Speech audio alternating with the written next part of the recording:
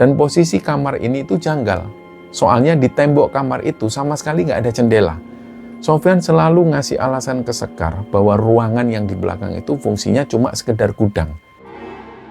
Nah pas dia lagi bercermin itu, dia ngelihat dari pantulan cermin ada sosok perempuan. Sosok perempuan ini duduk di atas ranjang yang posisinya ini persis di belakang Sekar. Perempuan ini juga membongkar fakta soal kematian dua mantan istrinya Sofyan yang dulu.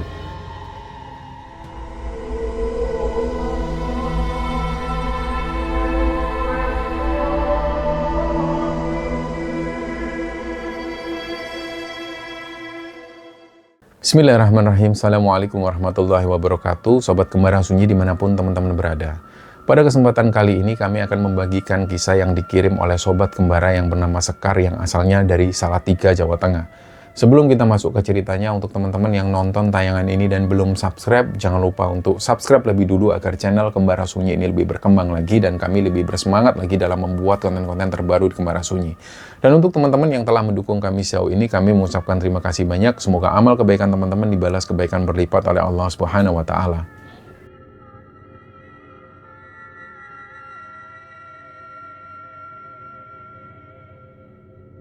Cerita di episode kali ini ceritanya dibagikan oleh Sobat Kembara yang bernama Sekar.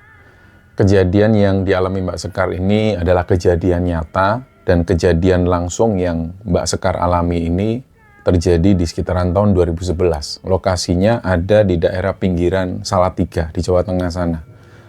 Nah, pada waktu peristiwa ini terjadi, usia Mbak Sekar waktu itu sekitar 37 tahun. Jadi waktu itu, kalau untuk ukuran perempuan yang tinggalnya di kampung, usia 37 tahun itu kan hitungannya sudah lumayan berumur. Tapi di usia yang seperti itu, yang di usia 37 tahun itu, Sekar ini kondisinya belum nikah. Jadi jangankan untuk ngomongin soal naik ke pelaminan untuk urusan asmara, Sekar ini jujur mengaku bahwa seumur hidupnya itu dia sama sekali nggak pernah merasakan yang namanya pacaran. Kondisi Sekar yang seperti itu ini tentu ada alasannya teman-teman. Dari sejak Sekar kecil, itu bapaknya sudah meninggal. Dan semenjak saat itu, Sekar ini cuma tinggal berdua sama ibunya di rumah peninggalan bapaknya itu. Jadi Sekar ini anak tunggal, nggak ada saudara lainnya lagi, cuma ada Sekar sama ibunya yang tinggal di situ. Nah karena dari kecil dia cuma hidup berdua sama ibunya, Sekar ini akhirnya tumbuh jadi perempuan yang sifatnya pendiam banget. Bisa dibilang dia agak minder juga orangnya. Dan dia orangnya sangat tertutup sekali. Terus dia juga punya sifat pemalu.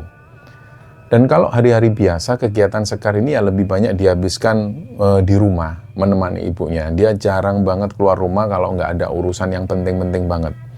Lingkungan pergaulan Sekar ini juga sempit sekali. Dia nggak pernah ikut kumpul-kumpul bareng, misalnya ada pertemuan di kampung itu, dia jarang sekali ikut. Jadi pas kalau ada acara di desanya, dia itu jarang sekali hadir. Nah, sifat pemalunya Sekar inilah yang membuat Sekar itu selalu merasa canggung setiap kali dia kalau ketemu atau ngobrol sama orang baru. Apalagi kalau dia harus ngobrol sama laki-laki, dia pasti langsung diem. Terus seiring berjalannya waktu, ketika usia Sekar ini 37 tahun itu, mulailah muncul omongan-omongan dari luar. Ya kita tahulah di sekitar lingkungan rumahnya itu, seperti halnya hidup di perkampungan yang padat penduduk, apalagi ini bisa dibilang masih di desa. Tetangga-tetangga ini mulai sering menggosipkan status Sekar ini yang belum juga nikah. Nah dari situlah suara-suara sumbang dari tetangga ini mulai sering terdengar oleh ibunya Sekar. Jadi gara-gara omongan tetangga-tetangganya itu, ibunya Sekar itu jadi sering sedih. Beliau itu kepikiran terus. Ya wajar soal ini karena ibunya ini kan usianya juga semakin tua. Fisiknya juga sudah semakin melemah dan beliau juga sering sakit-sakitan. Jadi waktu itu dalam hati ibunya ini beliau khawatir banget. Beliau mikir gimana nasib Sekar nanti kalau misal umur ibunya ini sudah nggak panjang lagi. Dan kalau ibunya meninggal, Sekar ini kan bakal hidup sendirian, sebatang kara, nggak ada yang jagain dia. Jadi pikiran-pikiran inilah yang terus mengganjal di hati ibunya dan singkatnya pada suatu sore di bulan Mei tahun 2011 Sekar ingat banget waktu itu ada tamu yang berkunjung ke rumahnya. Tamunya ini adalah ibu-ibu yang usianya sudah lumayan sepuh. Jadi orang-orang di kampung itu biasa memanggil beliau ini dengan panggilan Mak Hajah. Rumah Mak Haja ini sebenarnya dekat banget sama rumah Sekar, jaraknya itu cuma kehalang beberapa rumah dari tempat tinggalnya Sekar itu. Mak Haja ini juga bukan orang asing bagi keluarga Sekar, karena pada zaman Sekar masih anak-anak dulu, masih kecil dulu, Mak Haja ini yang jadi guru ngajinya Sekar di surau kampungnya sana. Nah, kedatangan Mak Haja sore itu, ya akhirnya langsung disambut oleh ibunya Sekar. Ibunya nyuruh Mak Haja masuk, terus mereka berdua ini duduk santai di ruang tamu dan mulai ngobrol di situ. Awalnya ya ngobrol biasa-biasa saja, tanya kabar, tanya segala macem. Terus nggak lama setelah basa-basi itu, Mak Haja ini mulai ngasih tahu maksud sebenarnya beliau datang ke rumahnya Sekar. Jadi waktu itu nada suara Mak Haja ini langsung berubah jadi agak serius. Mak Haja ini ngomong langsung ke ibunya Sekar, jadi beliau ngasih tahu kalau beliau ini punya kenalan seorang laki-laki. Laki-laki ini katanya masih kerabat jauh dari almarhum suaminya Mak Haja. Dan nama laki-laki ini adalah Sofyan. Terus dari apa yang Mak Haja ceritakan, kata Mak Haja, Sofyan ini laki-laki yang sudah mapan, umurnya sekitar 40 tahun, ya beda tipis lah sama Sekar. Dan Sofyan ini tinggalnya itu di kota sebelah. Dia ini statusnya duda dan nggak punya anak. Dulu katanya Sofyan itu sudah pernah menikah sampai 2 kali, tapi istri pertamanya dan istri keduanya itu sudah meninggal. Dan untuk urusan pekerjaan, Sofyan itu mengurusi usaha dagang kayu punya keluarganya. Jadi bisa dibilang kalau secara ekonomi dia sudah kuat banget, dia sudah mapan. Mak Haja di sini juga ngasih penjelasan ke ibunya Sekar, kalau Sofyan ini orangnya baik banget katanya. Ibadahnya juga rajin katanya. Nah, karena Mak Haja ini sudah tahu betul sifat Sekar dari kecil, yang dia adalah perempuan yang penurut, diem, dan gak aneh-aneh juga anaknya, Mak Haja ngerasa kalau Sofyan sama Sekar ini cocok dan mungkin bisa berjodoh. Makanya di situ Mak Haja ini datang untuk menawarkan niat baik. Beliau itu pengen mengenalkan Sofyan ke keluarganya Sekar. Dan pas dengar cerita dan juga niat baik dari Mak Haja itulah, ibunya Sekar ini jelas langsung seneng banget. Oh iya ta Mak Haja, mana anaknya kapan main ke sini? Di situ pokoknya ibunya bersyukur banget lah. Karena bagi ibunya Sekar, tawaran dari Mak Haja ini ibarat jawaban dari doa-doa yang selalu beliau panjatkan tiap malam. Jadi tanpa mikir panjang, ibunya Sekar ini langsung setuju sama rencana itu. Dan di sisi lain, Sekar yang waktu itu juga ikut mendengar percakapan mereka, Sekar ini cuma diem, dia cuma bisa mencerna obrolan ini. Jadi waktu itu dia duduk sambil ya wajahnya merah karena malu. Karena dia merasa terharu juga, Mak Haja selama ini perhatian sama dia. Dan singkatnya, setelah obrolan sore itu selesai, Mak Haja ini langsung ngatur jadwal. Jadi beliau langsung nyari waktu yang pas untuk membawa Sofyan datang ke rumah Sekar, supaya mereka itu bisa saling kenal lah. Nah akhirnya setelah 2 mingguan, waktu itu pas hari Minggu, sore-sore Mak Haja ini datang ke rumah Sekar lagi. Di belakang Mak Haja itu ada laki-laki yang ngikutin. Nah ternyata laki-laki inilah yang namanya Sofyan itu. Pas pertama kali ngelihat Sofyan, kesan yang ditangkap oleh Sekar dan ibunya itu positif banget. Sofyan ini kelihatan kayak laki-laki yang dewasa, yang kalem banget orangnya. Terus bajunya juga rapi, wajahnya juga kelihatan tenang banget. Pas baru masuk ke rumah, Sofyan itu langsung menunjukkan sikap sopannya. Jadi dia langsung nyamperin ibunya Sekar, terus dia salim, cium tangan. Badannya agak nunduk untuk ngasih rasa hormat ke orang yang lebih tua. Terus pas giliran menyapa Sekar, Sofyan itu menolak untuk menyodorkan tangan. Dia nggak mau salaman. Jadi dia cuma merapatkan kedua telapak tangannya di dada sambil dia senyum ke arah Sekar. Nah nggak lama setelah itu, mereka semua duduk di ruang tamu. Ibunya Sekar ini sudah menyuguhkan teh dan juga beberapa jajanan. Dan sepanjang mereka ngobrol itu, Sofyan ini memang jadi pusat perhatian. Cara ngomongnya itu pelan dan lembut banget. Kata-kata yang keluar dari mulutnya juga sopan. Gak ada lah kesan pamer atau kesan sombong pas dia cerita soal usahanya. Dan setiap kali ibunya Sekar tanya soal latar belakang keluarganya, Sofyan selalu menjawab dengan apa adanya. Dia jujur, terbuka, dan nadanya itu selalu hormat. Dan waktu itu memang dia sudah kelihatan dewasa sekali ketika membicarakan soal pernikahan. Sofyan ini sempat bilang kalau dia ini cari istri nggak cuma buat pamer status, tapi dia butuh teman hidup untuk menemani dia sampai tua nanti. Dan ketika melihat cara ngomong dan juga sikap Sofyan yang seperti itu, Hati ibunya Sekar ini langsung mantep hari itu juga. Di sini ibunya yakin bahwa Sofyan ini adalah sosok yang pas untuk jadi imamnya Sekar. Nah, di sisi lain, Sekar yang seumur hidupnya selalu menutup diri dari laki-laki, di situ dia mulai merasa nyaman. Dia kayak merasa tenang dan ngerasa aman ketika ada di dekat Sofyan. Dalam hatinya, dia mulai merasa cocok. Akhirnya pertemuan sore itu berjalan lancar. Terus Sofyan dan Mak Haja ini pamit. Ibunya langsung tanya ke Sekar. Ibunya tanya di situ, gimana tadi? Kamu suka enggak sama Sofyan? Kalau ibu ini apa katamu? Nah, pas ditanya seperti itu memang si Sekar ini agak malu-malu juga, tapi dia mengangguk ke ibunya. Dan anggukan kepalanya itu seolah mengartikan kalau Sekar ini juga serius sama Sofyan. Dan singkatnya setelah pertemuan pertamanya itu hubungan mereka ini berjalan cepat sekali. Karena mengingat umur mereka berdua yang sama-sama sudah masuk usia matang, jadi nggak ada lagi istilah pacaran-pacaran lama untuk buang waktu. Jadi nggak lama setelah itu keluarga pihak Sofyan ini yang ditemani juga oleh Mak Haja datang lagi ke rumah Sekar. Dan kali itu mereka melamar Sekar secara resmi. Dan rencana untuk acara pernikahan juga langsung dibicarakan di situ. Mereka sepakat untuk bikin acara yang sederhana. Tapi pas lagi sibuk-sibuknya menyiapkan urusan pernikahan ini, muncul lagi satu masalah. Masalah ini jujur lumayan membuat pikiran Sekar itu berat. Masalahnya ini yaitu soal tempat tinggal mereka nanti ketika mereka sudah sah menjadi suami istri. Dari awal kenal, Sekar dalam hatinya itu sudah punya niat yang kuat, dia itu pengen tetap tinggal di rumah karena bisa menemani ibunya. Sekar nggak tega kalau dia harus pergi dan membiarkan ibunya tinggal sendirian di rumah itu. Karena ibunya ini kan sudah tua dan sering sakit-sakitan. Dan Sekar sempat ngomong hal ini ke Sofyan. Tapi ternyata respon Sofyan itu di luar dugaan. Sofyan ini menolak dengan keras, dia tetap maksa.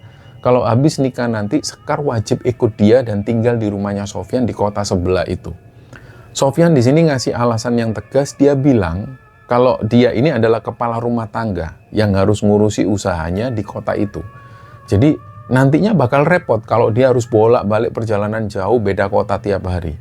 Selain itu, Sofyan juga ngasih penegasan berdasarkan aturan yang dia pahami, istri yang baik itu memang harus nurut dan ikut kemanapun suaminya pergi. Dan di situ Sofyan juga minta supaya Sekar berhenti dari pekerjaannya setelah dia nikah nanti. Sofyan maunya Sekar ini fokus diem di rumah jadi ibu rumah tangga. Nah, jujur ketika mendengar ucapan Sofyan yang sekeras itu, Sekar kaget. Tapi dia diam, dia menyimpan hal itu. Sifat aslinya yang pemalu ini membuat dia nggak berani untuk melawan atau membantah omongan Sofyan. Dan ketika melihat situasi yang jadi tegang itu, ibunya Sekar yang dari awal mengharap banget pernikahan ini terjadi, akhirnya ya beliau mengalah. Ibunya di situ ngomong ke Sekar, ngasih tahu kalau apa yang diomongkan Sofyan itu benar. Ibunya di sini berusaha membuat Sekar tenang. Jadi di situ ibunya bilang ke Sekar kalau ibunya ini bakal baik-baik saja. Sudah enggak apa-apa, ibu sendirian enggak apa-apa. Kan masih ada tetangga kanan kiri yang bisa ditanya, bisa dimintain tolong.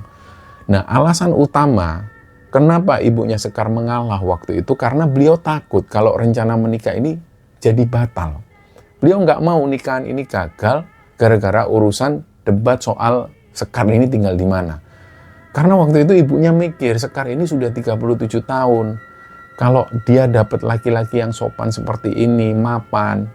Jadi ini ibarat rezeki yang nomplok, yang belum tentu bisa datang 2 kali. Singkatnya, hari yang ditunggu-tunggu ini pun datang. Akad nikah mereka itu diacarakan di rumah Sekar dengan kondisi yang lancar, nggak ada kendala satu apapun. Yang datang dan melihat langsung prosesi akad nikah ini cuma keluarga inti dan juga beberapa tetangga yang rumahnya dekat dari situ. 2 hari setelah acara nikah ini selesai, Sekar langsung pindah ke rumah Sofyan. Perjalanan dari kampungnya Sekar menuju ke rumah Sofyan itu lumayan jauh ternyata. Ada sekitar 2 jam mereka di jalan. Dan pas sampai di lokasi ternyata rumahnya Sofyan ini posisinya itu ada di kawasan pinggiran kota sekali. Suasananya itu sepi. Rumahnya Sofyan ini bentuknya itu kayak bangunan rumah kuno. Gaya-gaya lama seperti itu. Pekarangannya ini luas. Dan di sekeliling rumah itu banyak sekali pohon-pohon besar yang rimbun. Nah, gara-gara rumahnya itu ketutup pohon-pohon yang besar ini, suasana di rumah itu jadi kerasa teduh sekali, terutama pas siang. Tapi ya seperti itu, lingkungannya ini lengang sekali. Jarak dari rumah Sofyan ke rumah tetangga sebelah itu lumayan agak berjauhan. Nggak kayak kampung tempat tinggal Sekar yang rumahnya rapat-rapat. Ketika pertama kali masuk ke rumah, Sekar ini mulai memperhatikan kondisi bagian dalam bangunan rumah itu. Jadi ruang tengahnya ini lumayan luas. Lantainya itu masih pakai ubin tegel zaman-zaman dulu yang warnanya abu-abu, ada yang kuning. Yang kalau diinjek itu kerasa dingin sekali kalau nempel di kaki. Waktu itu Sofyan langsung mengantarkan Sekar jalan ke kamar utama. Kamar ini ukurannya juga besar. Lumayan besar lah untuk ditempati 2 orang. Di situ Sofyan sudah mulai membantu menurunkan kardus-kardus barang bawaan Sekar, terus ditaruh di sudut kamar. Dan Sofyan itu ngomong gini ke Sekar, "Dek, ini rumah kita sekarang. Memang suasananya sepi. Kalau siang sepi, malam apalagi juga sepi. Soalnya kalau siang ini kan Mas sibuknya di gudang. Tapi Mas berharap di sini kamu bisa betah." Nah, ketika mendengar suaminya ngomong seperti itu, Sekar senyum. Hari pertama, hari kedua di rumah itu dihabiskan Sekar untuk kegiatan menata isi rumah. Dia membongkar barang-barangnya, menata baju-baju, dimasukkan ke lemari, terus dirapikan beberapa sudut ruangan supaya enak dilihat. Dan kalau dari luar, Sofyan itu memang kelihatan sebagai sosok suami yang pengertian sekali. Tiap pagi sebelum dia berangkat kerja ke gudang kayu, dia itu memastikan kebutuhan dapur Sekar ini sudah aman semua. Dan tiap sore, dia selalu pulang juga tepat waktu, nggak pernah telat. Tapi ya namanya juga orang baru pindah, Sekar ini tetap harus melewati proses adaptasi yang nggak gampang. Di rumah yang ukurannya besar dan sepi itu, Sekar ini lebih banyak menghabiskan waktunya itu sendirian dari pagi sampai sore. Hawanya pun di rumah itu juga beda. Jadi rumah itu hawanya beda banget memang dibandingkan dengan rumah ibunya di Salatiga. Di awal-awal masa pindahan itu, Sekar sudah mulai ngerasa ada yang aneh memang sama rumah itu. Singkatnya, nggak kerasa pernikahan ini berjalan hampir 1 bulan, dan sebagai perempuan yang baru pertama kali nikah, awalnya Sekar itu membayangkan kalau kehidupan rumah tangganya itu bakal berjalan normal seperti pasangan pada umumnya. Tapi di titik itulah Sekar ini mulai merasakan ada banyak hal yang janggal, yang susah sekali dia pahami. Selama beberapa minggu mereka tidur bersama di satu ranjang yang sama, Sekar dan Sofyan ini, mohon maaf, belum pernah sama sekali melakukan hubungan suami istri. Di awal-awal Sofyan itu selalu ngasih alasan kalau dia masih butuh adaptasi. Dia bilang dia masih malu, dia butuh waktu, karena memang mereka ini kan dari awal itu gak ada yang namanya pacaran. Tapi di situ lama-lama Sekar ngerasa aneh juga. Karena ini sudah berjalan berminggu-minggu dan Sofyan ini belum ada niat untuk melakukan hubungan suami istri. Biasanya kalau malam, Sofyan itu cuma meluk Sekar sebentar, setelah itu dia balik badan, terus dia langsung tidur pula sampai pagi. Nah, karena pada dasarnya sifatnya Sekar itu adalah pemalu dan dia penurut banget, jadi dia nggak berani nuntut macam-macam ke suaminya. Dia juga nggak berani tanya lebih jauh soal urusan itu ke suaminya. Dia mencoba memaklumi apa mau suaminya waktu itu.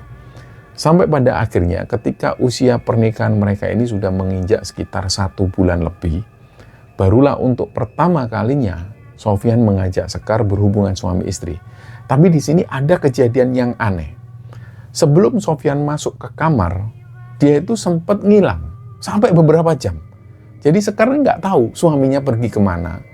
Dan ketika Sofyan muncul lagi, dia masuk ke kamar, dia cuma bilang ke Sekar kalau dia habis keluar sebentar beli rokok. Padahal Sekar tahu pasti Sofyan nggak mungkin keluar rumah, karena dia nggak dengar Sofyan buka pintu, dan sandal jepit yang biasa dipakai Sofyan itu juga masih ada di rumah. Tapi di situ Sekar diem. Dia langsung melupakan hal itu, biarpun waktu itu memang dalam hatinya ini masih banyak pertanyaan. Nah, akhirnya malam itu menjadi malam yang gak bakal pernah dilupakan oleh Sekar. Dan ini bukan gara-gara bahagianya sebagai seorang pengantin baru, tapi gara-gara ada kebingungan besar yang kayak menutup pikirannya. Malam itu, ketika Sofyan ini masuk kamar, sikapnya itu kelihatan agak beda dari biasanya. Tatapan matanya kosong dan kesannya itu dingin. Dan Sekar ingat betul gimana Sofyan ketika nyamperin dia di atas ranjang. Waktu itu Sofyan ini membelai rambutnya, terus mohon maaf di situ Sofyan mulai membuka baju. Tapi anehnya, ketika Sekar dibuka bajunya, ingatan Sekar itu cuma sampai di situ. Jadi setelah kejadian itu, Sekar ini soalnya ngeblank, kosong, dia nggak ingat lagi. Jadi dia itu kayak orang yang hilang kesadaran atau kayak orang yang kena hipnotis. Dia sama sekali nggak ingat apa-apa lagi soal kejadian di malam itu. Jadi pas dia kebangun besok paginya, Sekar kaget luar biasa, badannya itu lemes banget dan dia sudah dalam posisi tidur di bawah selimut dalam kondisi telanjang. Nah pas dia noleh, Sofyan sudah nggak ada lagi di situ. Di situ Sekar merasa, mohon maaf, di bagian kemaluannya itu agak perih. Terus dia juga ngelihat ada bercak darah di atas prei kasurnya. Ini menandakan bahwa malam itu mereka sudah melakukan hubungan suami istri. Tapi secara psikologis dan fisik, Sekar merasa bingung banget. Dia sama sekali nggak tahu dan nggak bisa mengingat gimana rasanya berhubungan suami istri malam tadi. Jadi kayak dia nggak ingat apapun yang mereka lakukan semalam. Gimana prosesnya atau apa yang dia dengar, dia nggak ingat sama sekali. Semua ngeblank. Sekar sempat pengen menanyakan hal ini ke Sofyan. Pas waktu itu mereka lagi sarapan. Tapi kayak dia merasa canggung dan malu. Akhirnya dia cuma menyimpan pertanyaan ini di dalam kepalanya sendiri. Nah keanehan ini ternyata nggak berhenti sampai di situ. Lambat laun Sekar mulai sadar bahwa hubungan intim di antara mereka itu sama sekali nggak berjalan secara alami, seperti layaknya seorang pasangan suami istri. Aktivitas itu nggak terjadi tiap hari atau beberapa hari sekali. Tapi ini kesannya itu kayak malah kayak sudah dijadwalkan sama si Sofyan. Sofyan ini cuma bakal menyentuh Sekar itu di malam-malam tertentu dan Sekar itu notice hal ini. Jadi kayak tanggal-tanggalnya itu kayak sudah dianggap khusus sama Sofyan. Terus polanya juga selalu persis. Sekar cuma bakal inget bagian awal ketika Sofyan nyamperin dia. Setelah itu kesadarannya itu hilang total dan dia baru bakal bangun lagi di pagi hari tanpa ingat satu kejadian pun. Nah, jadi di tengah-tengah rasa bingungnya ini, terutama urusan hubungan suami istri ini, ada masalah baru yang muncul beberapa minggu setelah itu. Mata dan telinga Sekar ini mulai menangkap kejanggalan demi kejanggalan dari sosok suaminya itu. Padahal Sofyan kan selama ini dikenal sebagai pria yang alim dan dia taat banget agamanya. Di situ Sekar baru sadar satu hal soal masalah ibadahnya Sofyan ini. Dulu sebelum mereka nikah itu, lewat cerita yang disampaikan Mak Aja, Sofyan ini kan digambarkan sebagai sosok laki-laki yang soleh. Bahkan kalau dilihat dari komunikasi sehari-harinya, tutur kata Sofyan itu memang mencerminkan hal itu. Setiap kali ngomong, Sofyan itu nyaris nggak pernah luput menyebut nama Allah. Dan kalau dia ngomong itu selalu mengutip ayat Quran atau mengucapkan kalimat-kalimat bijak yang bawa-bawa agama. Jadi pembawaannya inilah yang meyakinkan banget, kayak seolah-olah dia ini adalah orang yang punya pemahaman ilmu agama yang dalam sekali. Tapi realita yang dilihat Sekar di rumah itu justru kebalikannya. Selama mereka tinggal satu atap, Sekar ini sama sekali belum pernah melihat Sofyan sholat di rumah. Jangankan sholat berjamaah ngajak Sekar, sholat sendirian di kamar pun nggak pernah kelihatan. Ya awalnya memang Sekar mikirnya itu positif. Mungkin Sofyan itu lebih sering sholat jamaah di masjid. Karena memang Sekar tahu, lokasi kerja Sofyan, gudang kayunya itu dekat dengan masjid. Nah pernah kejadian suatu ketika pas lagi libur kerja, Sofyan itu ngajak Sekar keluar belanja kebutuhan dapur bulanan. Dan pas lagi di tengah jalan, ketika mereka mendengar suara adzan zuhur berkumandang dari masjid, Sekar langsung ngomong ke Sofyan, "Mas ini udah adzan, kita mampir masjid dulu ya. Sekalian Mas Sofyan kita sholat zuhur." Tapi respon yang dikasih Sofyan ini di luar dugaan. Wajah Sofyan yang awalnya tenang, itu langsung berubah agak kaku. Dia itu langsung ngomong gini, "Udah nggak usah sekarang deh, kita kan lagi jalan ini. Nanti gampang lah bisa dijamak atau diganti di rumah. Kamu harus paham, Allah itu maha tahu kalau hambanya lagi sibuk.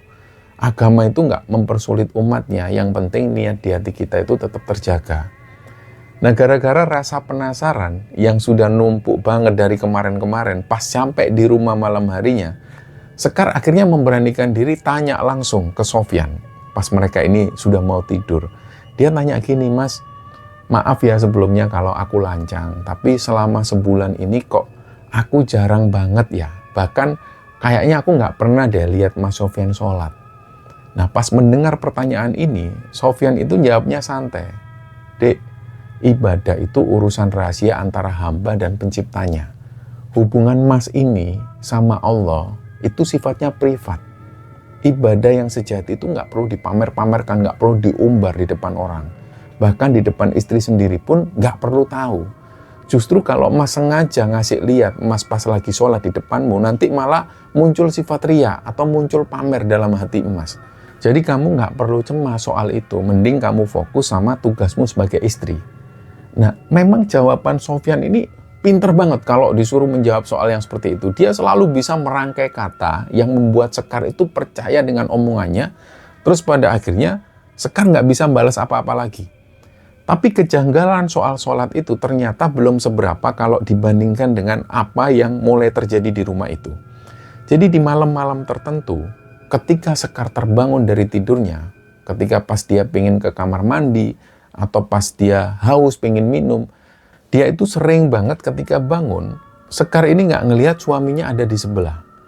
Nah awalnya dia kira mungkin Mas Sofyan lagi ke kamar mandi, tapi pas dia cek ke kamar mandi ini nggak ada siapa-siapa. Disitulah Sekar mulai merasa ada yang aneh dari suaminya ini. Dia cobalah cari ke ruang tamu, ke dapur, sampai nyari ke teras rumah, tapi tetap nggak kelihatan Sofyan.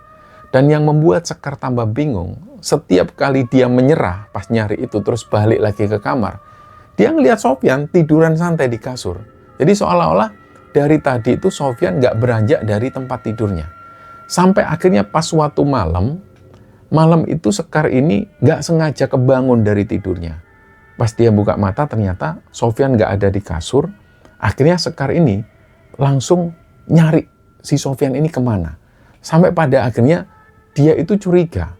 Di belakang rumah itu ada bangunan yang semacam gudang. Jadi dia dengar ada suara dari situ. Dan ketika mendengar suara itu Sekar langsung menuju ke sana. Dan ketika sampai di area belakang, dia sama sekali nggak ngelihat Sofyan di situ. Disinilah pikiran Sekar itu mulai curiga. Dia mikir jangan-jangan Sofyan ini masuk ke ruangan kosong itu. Dan ruangan ini memang bentuknya berupa kamar kosong yang dari awal ketika Sekar pindah ke rumah itu, pintunya itu selalu dikunci sama Sofyan. Dan posisi kamar ini itu janggal. Soalnya di tembok kamar itu sama sekali nggak ada jendela. Sofyan selalu ngasih alasan ke Sekar bahwa ruangan yang di belakang itu fungsinya cuma sekedar gudang. Katanya untuk nyimpen barang-barang milik keluarganya. Terus kuncinya ini juga sengaja disimpan sendiri sama Sofyan. Jadi Sekar nggak pernah tahu di mana kunci ruangan itu. Jadi karena waktu itu dia penasaran sekali, akhirnya Sekar mendekat ke ruangan itu. Dia mendekatkan telinganya ke pintu kamar ini.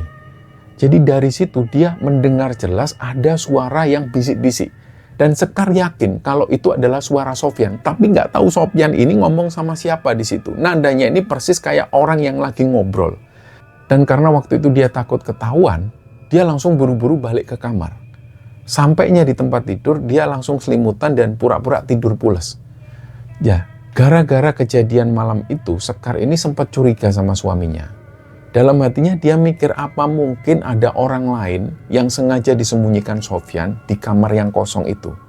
Tapi ya seperti itu, mengingat sikap Sofyan yang selama ini halus dan lembut banget ke Sekar, Sekar akhirnya mengabaikan ini semua. Dan seiring berjalannya waktu, ini sering makin banyaknya kejanggalan dari sikap Sofyan, dan gangguan-gangguan mistis ini akhirnya menunjukkan wujud aslinya Sofyan. Dari sinilah Sekar mulai sering banget mengalami kejadian janda ganjil yang gak masuk akal. Kejadian aneh yang pertama kali dia alami ini terjadi siang-siang. Waktu itu Sekar pas nyapu-nyapu di lantai ruang tengah. Nah dari sudut matanya dia ngelihat jelas ada bayangan perempuan. Dan itu jelas banget terlihat. Perempuan ini pakai baju warna kuning, dia jalan menuju ke arah dapur.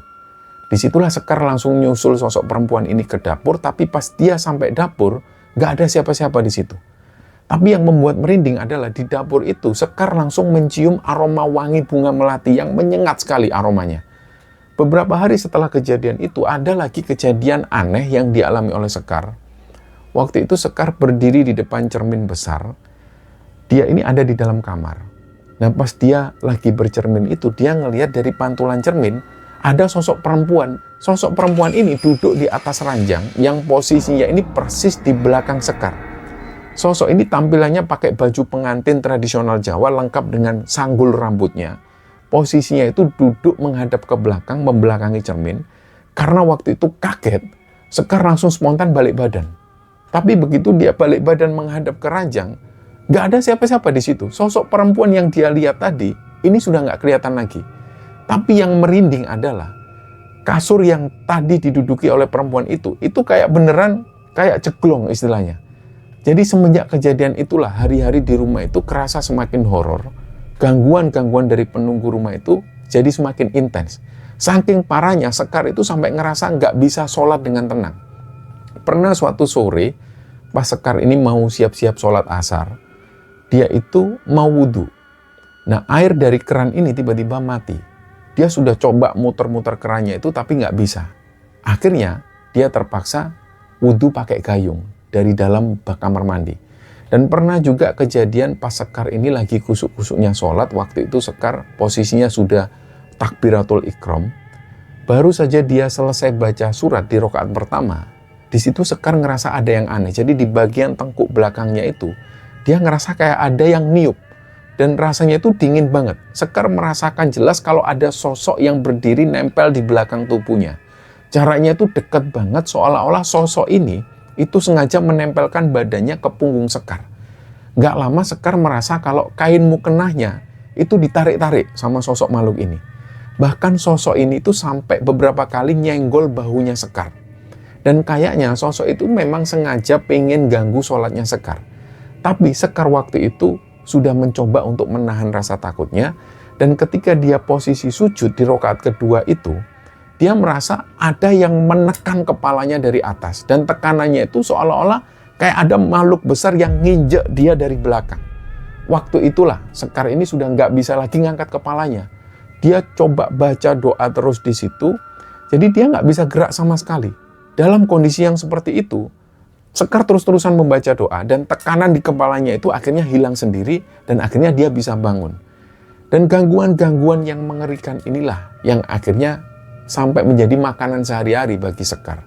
Sekar yang sebelumnya sudah pernah mengadukan ini ke suaminya, tapi respon Sofyan itu selalu dia bilang jin itu memang di mana-mana. Ya di rumah ini ya memang ada jinnya, sudah nggak usah digubris. Sudahlah percaya sama Mas, dia nggak bakal bisa mencelakai kamu. Jadi kamu nggak usah takut yang berlebihan. Dimanapun kita berada ya pasti ada mereka juga. Nah, pernah suatu malam, pada waktu Sofyan ini kebetulan belum pulang, Sekar sendirian di rumah. Sekar pas waktu itu sholat isya di dalam kamar, pas di tengah-tengah di rakaat ketiga itu, tiba-tiba seluruh listrik ini mati. Lampunya itu mati semua. Suasana di rumah ini langsung gelap, nggak kelihatan apapun. Nah, bersamaan dengan lampu mati itu dari arah belakang rumah itu kedengaran ada suara dobrakan yang keras banget. Suara yang gudang itu. Dan suara dobrakan itu memang berasal dari gudang kosong tersebut. Seketika itu juga Sekar ini nggak bisa gerak saking takutnya. Tapi karena dia sadar kalau kondisi rumah ini nggak aman, Sekar akhirnya berusaha lari keluar rumah. Gimana caranya, pokoknya dia harus keluar dari rumah. Dia lari ke depan terus duduk sendirian di teras rumah nunggu sampai Sofyan pulang. Nah, Sekar ini kan memang sifatnya itu pemalu dan dia susah untuk bersosialisasi. Jadi sejak dia pindah di rumah itu dia memang belum pernah membaur dengan tetangga sekitarnya. Bahkan dia nggak kenal dengan tetangga-tetangga di sekitar. Makanya pas dia lagi ketakutan, ya dia cuma sendirian. Dia cuma diam di depan teras dan dia nggak berani minta tolong ke tetangganya. Seiring berjalannya waktu, Sekar mulai merasa kalau sikap suaminya ini sudah jauh berubah. Sofyan itu semakin kelihatan pendiam dan dia semakin ketus. Dia juga sudah jarang ngajak si Sekar ngobrol seperti dulu. Setiap kali Sekar buka omongan, dia menceritakan soal kejadian aneh yang terjadi di rumah itu. Ini Sofyan itu terkesan kayak nggak peduli dengan penderitaan Sekar. Lama-lama kondisi mental Sekar ini mulai mengalami penurunan yang sangat drastis. Sekar itu semakin sering mengalami kondisi di mana dia itu kayak bisa hilang kesadaran secara mendadak. Jadi kejadian ini itu sering menyerang Sekar, bahkan di siang hari sekalipun. Pernah suatu waktu, pas Sekar ini lagi nyuci piring di dapur. Perkiraan waktu itu sekitar jam 10 pagi. Nah, tanpa sadar, dia itu ngerasa tiba-tiba sudah berada di pojok ruangan. Disitulah Sekar ini diam. Dan dia itu kayak orang linglung, loh kenapa kok aku bisa di sini? Padahal terakhir yang dia ingat dia itu masih cuci piring. Dia sadar, dia ngelihat jam, ternyata sudah jam 5 sore. Jadi kejadian ngeblank selama berjam-jam seperti ini sudah sering sekali menimpa Sekar. Dan setiap kali setelah mengalami kejadian hilang kesadaran itu, Sekar selalu ngerasa badannya itu capek semua. Kayak otot di badannya kerasa nyeri. Rasanya itu kayak dia habis mengerjakan pekerjaan fisik yang berat seharian. Awalnya Sekar mikir mungkin dia ini lagi terkena sejenis penyakit aneh yang menyerang ingatannya, mungkin gara-gara stres atau apa.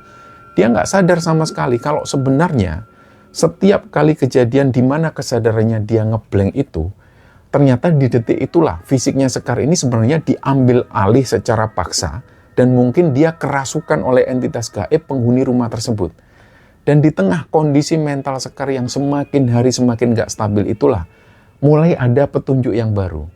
Waktu itu ceritanya Sofyan ini belum pulang. Sekar duduk sendirian nunggu Sofyan di ruang tengah sambil dia ini mainan HP. Terus di situ dia iseng buka Facebook. Padahal Sekar ini orang yang jarang banget buka Facebook sebelum-sebelumnya. Pas dia buka Facebook itu, ada pesan yang masuk di Facebooknya. Sekar kaget di situ. Dia ngelihat ada pesan baru dari akun yang nggak dia kenal. Akunnya ini perempuan. Sekar langsung buka pesan itu, dia baca isinya. Pas dia baca pesan itu, dia kaget. Akun ini mengaku kalau dia ini adalah saudara kandung dari almarhumah istri keduanya Sofyan. Jadi si perempuan itu nulis pesan yang panjang banget. Dia nulis di situ kalau dia memang sengaja nyari kontak Facebooknya Sekar. Ini dia lakukan setelah dia mendengar kabar bahwa Sofyan sudah menikah lagi untuk yang ketiga kalinya. Nah, dalam pesan yang panjang itu si perempuan ini membongkar semua sisi gelapnya Sofyan. Saudara dari mantan istrinya Sofyan ini ngasih tahu bahwa Sofyan itu aslinya nggak kayak penampilan dia di luar. Penampilan luar Sofyan yang alim itu katanya cuma kedok. Nah, dia bilang di situ aslinya Sofyan ini adalah sosok laki-laki yang selalu lekat dengan ilmu hitam. Sofyan ini main pesugihan demi mendapat kekayaan yang melimpah dan supaya usahanya itu sukses. Perempuan ini juga membongkar fakta soal kematian dua mantan istrinya Sofyan yang dulu. Jadi kata si perempuan ini, sebelum menikah dengan Sekar, Sofyan ini kan statusnya memang duda. Itu karena dua istrinya yang dulu sudah meninggal secara berurutan. Dan jarak waktu kematian mereka ini lumayan singkat setelah pernikahan. Kematian dua istrinya Sofyan di masa lalu itu adalah kejadian yang sangat misterius. Jadi kata si perempuan ini, dua-duanya itu meninggal tanpa ada riwayat sakit fisik sama sekali sebelumnya. Jadi pas siang hari mereka itu kelihatan sehat, aktivitasnya juga normal. Keesokan paginya, mereka sudah ditemukan meninggal. Nah, dulu pihak keluarga dari mantan istrinya ini sempat curiganya itu ke Sofyan. Tapi ya seperti itu, Sofyan ini orangnya pinter banget acting.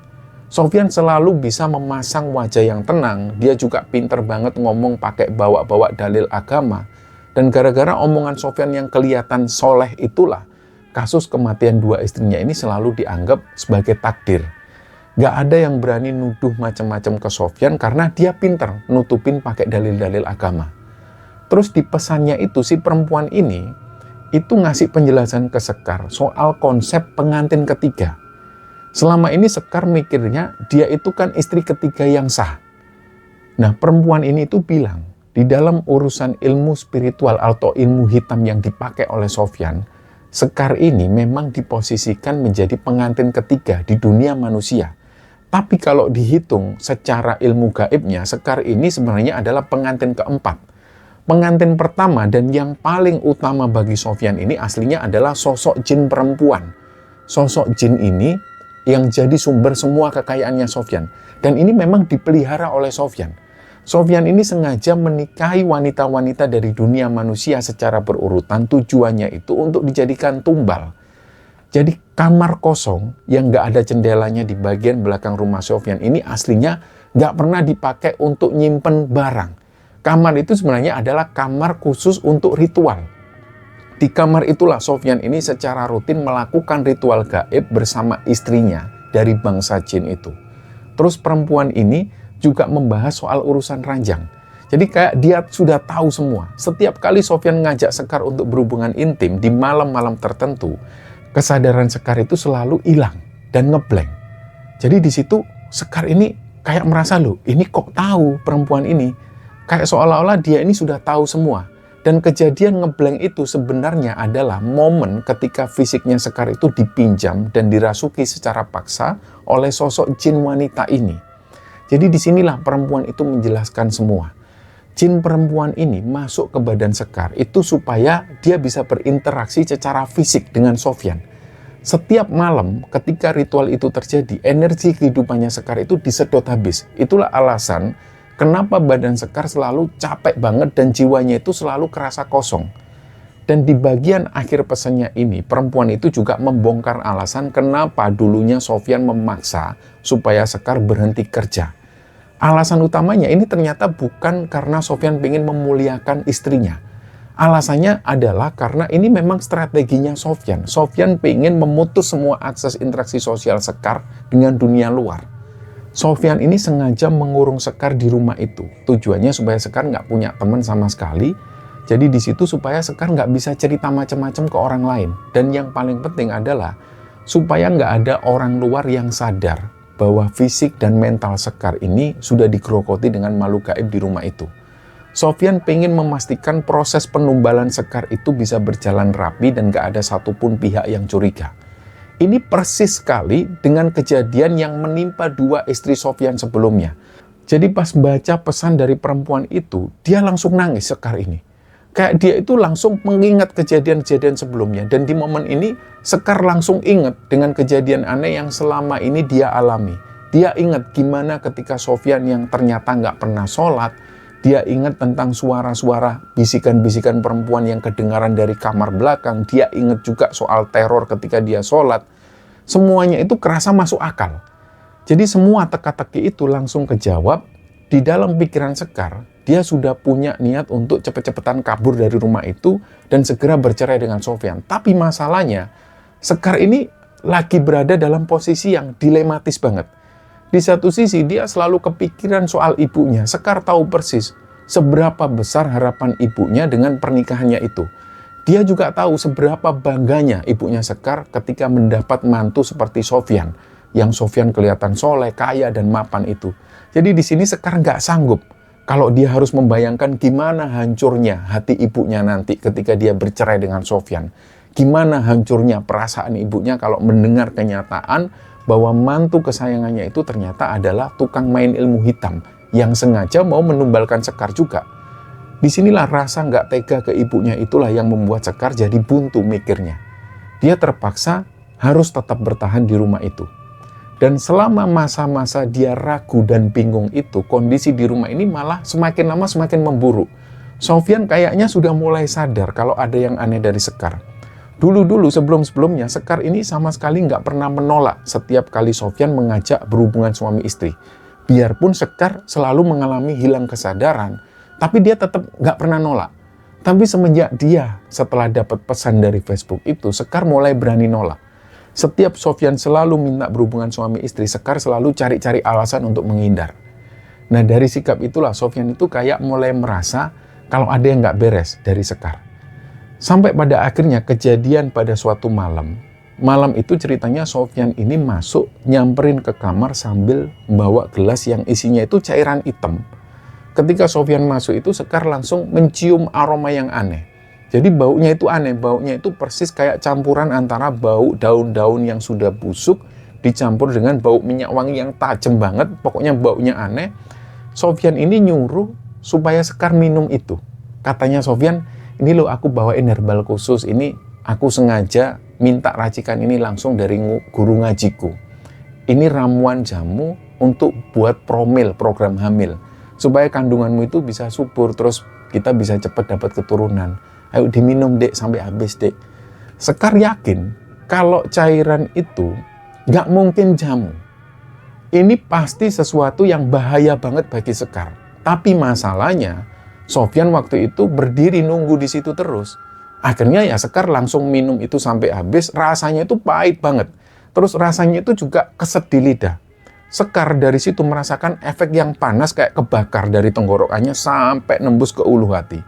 Dan beberapa hari setelah dia minum cairan itu, Sekar ini malah jadi sering banget sakit-sakitan. Badannya itu kayak sering demam, dia sering panas dingin gak karuan, dan sendi-sendinya itu dari atas sampai bawah rasanya linu-linu terus.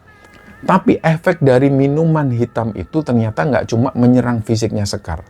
Setiap kali dia tidur, dia pasti selalu mimpi yang aneh. Dan mimpinya itu kayak terasa nyata banget. Di dalam mimpinya itu Sekar ngelihat dia sendiri ini sedang didandani dengan pakaian pengantin tradisional Jawa. Tapi anehnya posisi Sekar itu terbaring di keranda mayat. Dan keranda mayat itu dikelilingi dengan kobaran api di sekitarnya. Terus di samping keranda mayat itu, Sekar ngelihat Sofyan itu berdiri di situ, dan Sofyan itu kayak komat kamit membacakan mantra. Tapi Sofyan nggak sendirian di situ. Dia ini di sampingnya itu ada sosok perempuan badannya tinggi dan besar banget, kulitnya itu warnanya hitam, dan ada sisiknya. Sisiknya itu persis kayak sisik ular. Dan mimpi itu kerasa nyata sekali. Dan anehnya mimpi ini berulang-ulang terus. Setiap kali Sekar tidur, biarpun cuma tidur siang, pasti mimpi itu muncul lagi. Nah, malam itu Sofyan nggak ada di kamar. Sekar sendiri nggak tahu suaminya itu pergi kemana, tapi dalam hatinya Sekar yakin kalau Sofyan itu pasti di belakang rumah. Sekar yang badannya waktu itu masih lemas, dia masih demam sebenarnya. Dan supaya nggak terlalu takut, lampu kamar itu sengaja dibiarkan nyala. Sekar merasa waktu itu suhu di dalam kamar itu berubah jadi dingin banget, dan dinginnya itu nggak wajar. Nusuk banget sampai ke tulang. Sekar ini niatnya mau menggerakkan badannya, ngambil selimut yang ada di ujung kasur. Tapi pas dia mau gerak, badannya itu kayak lumpuh total. Dia nggak bisa menggerakkan tangannya, kakinya, ini nggak bisa digerakkan semua. Dia mengalami kondisi yang kayak ketindihan, tapi ketindihan yang parah. Ototnya kaku semua, dan disitulah dia ngelihat ada sosok wanita yang muncul. Sosok perempuan ini diem di ujung kakinya Sekar. Si perempuan itu pakai baju gaun pengantin tradisional warnanya kuning, kelihatan megah banget, lengkap dengan perhiasan cunduk mentul warna emas di atas kepalanya itu.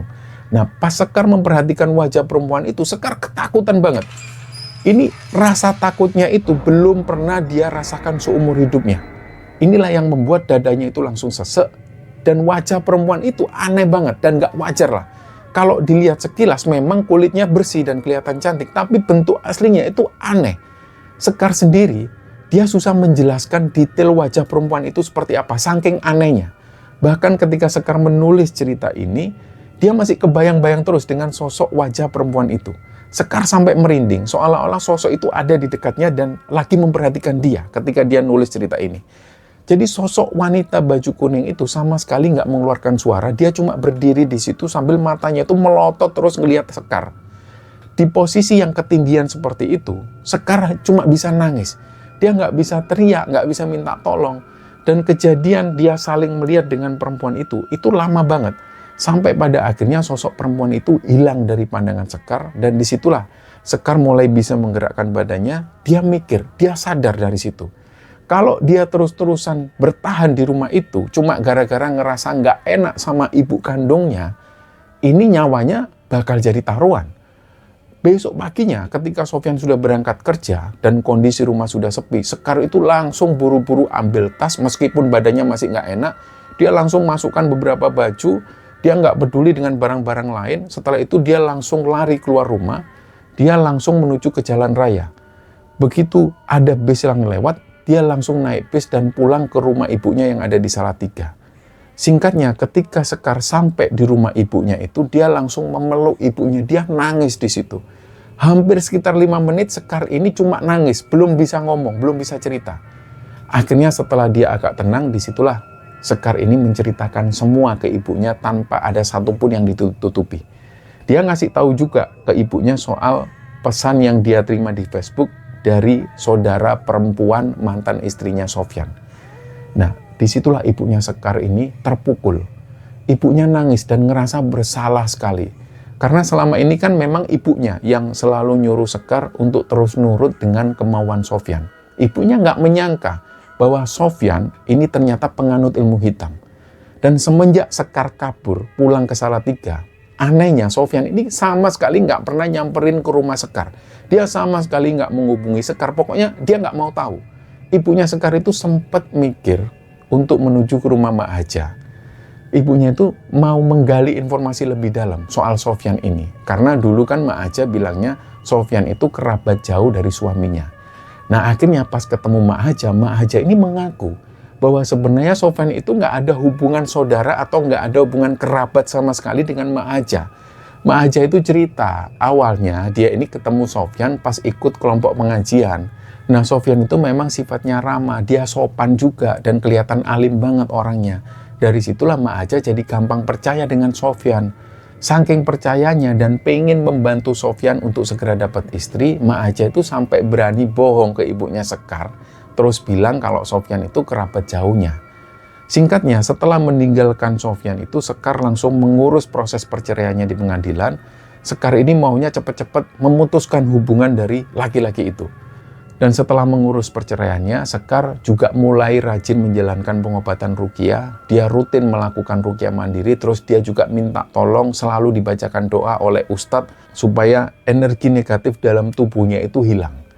Beberapa tahun setelah kejadian itu, Sekar ini mendapat kabar bahwa Sofyan itu meninggal. Dan kabarnya meninggalnya Sofyan itu aneh. Jadi ketika jasadnya ditemukan, Sofyan itu dalam kondisi dia pakai baju pengantin adat Jawa lengkap. Terus jasadnya ini juga ditemukan dalam kondisi yang sudah hampir membusuk. Banyak yang bilang bahwa itu adalah bayaran dari perjanjian pesugihannya sendiri. Dan dari cerita yang dialami Mbak Sekar ini, teman-teman, ini bisa jadi pengingat untuk kita semua bahwa kebaikan dan kesopanan yang kelihatannya terlalu sempurna di mata manusia itu terkadang justru menyimpan sesuatu yang gelap. Dan ketika Mbak Sekar membagikan kisahnya ini, Mbak Sekar sudah menikah dengan seorang duda yang sudah mempunyai 2 anak. Nah, kisah inilah teman-teman yang dibagikan oleh Sekar di Kembara Sunyi, dan semoga kita semua bisa mengambil hikmah dan bisa mengambil pelajaran di dalamnya. Mohon maaf jika ada salah-salah kata. Wassalamualaikum warahmatullahi wabarakatuh.